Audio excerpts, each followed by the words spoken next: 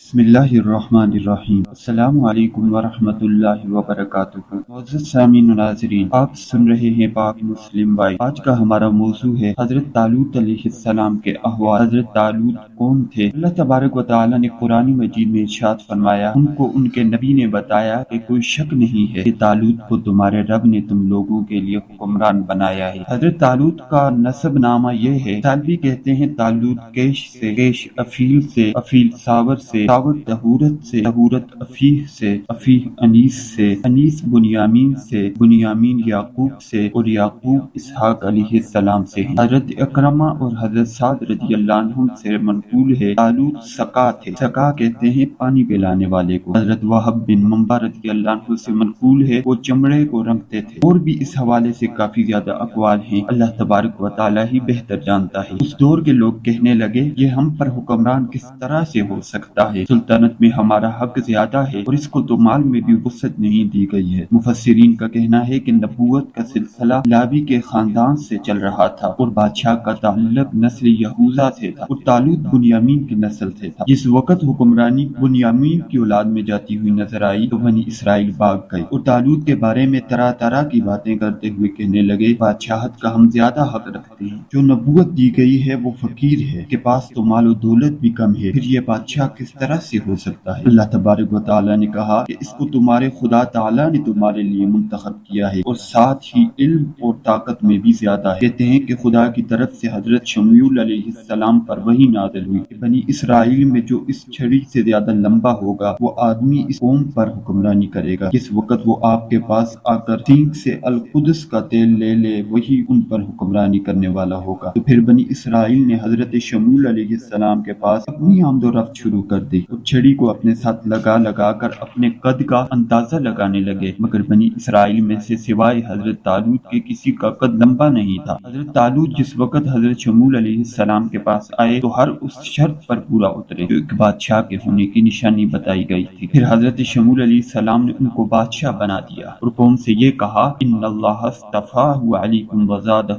بسطۃ فی العلم والجسم، بے شک خدا تعالیٰ نے اس کو تمہارے لیے منتخب کیا ہے اور اس سے علم اور طاقت زیادہ دی ہے۔ ایک قول یہ ہے کہ جنگ لڑنے کی طاقت آپ کو دی گئی تھی اور ایک بات یہ کی جاتی ہے کہ آپ کو علم میں کشادگی سے نوازا گیا تھا، اور رہی بات جسامت کی تو اس حوالے سے بھی یہ کہا جاتا ہے کہ قد لمبا ہونے کی وجہ سے آپ کا جسم بھی چوڑا تھا، اور ایک قول آپ کے حسن کے حوالے سے کیا جاتا ہے کہ آپ کافی خوبصورت تھے۔ دیگر باتوں سے یہ پتہ چلتا ہے کہ نبی کے بعد حسین ترین انسان آپ ہی تھے، یعنی نبی شمویل علیہ السلام کے بعد سب سے زیادہ پیارے حضرت طالوت ہی تھے۔ واللہ یؤتی ملکہ من یشاء، اللہ کریم قرآن مجید میں ارشاد فرماتا ہے کہ یہ خدا کی مرضی ہے کہ وہ اپنے ملک کی حکومت جس کو چاہے دے دے، اس کی مخلوق پر اسی کا حکم چلتا ہے۔ واللہ واسع علیم، اور خدا وسیع اور علم دینے والا ہے۔ قرآن مجید میں اللہ تبارک و تعالیٰ نے ایک اور مقام پر فرمایا کہ ان کو ان کے نبی نے کہا تمہارے پاس ایک تابوت آئے گا، اس میں تمہارے خدا کی طرف سے تمہارے قلب کا سکون ہے، اس میں چند بچی ہوئی چیزیں موجود ہوں گی جو محترم حضرت موسیٰ اور محترم ہارون علیہ السلام کی چھوڑی ہوئی ہوں گی، اور ان کو ملائکہ اٹھا کر لے آئیں گے، اور تم میں سے جو ایمان والے ہیں ان کے لیے بڑی نشانیاں ہیں۔ یہ بھی ان لوگوں پر اس صالح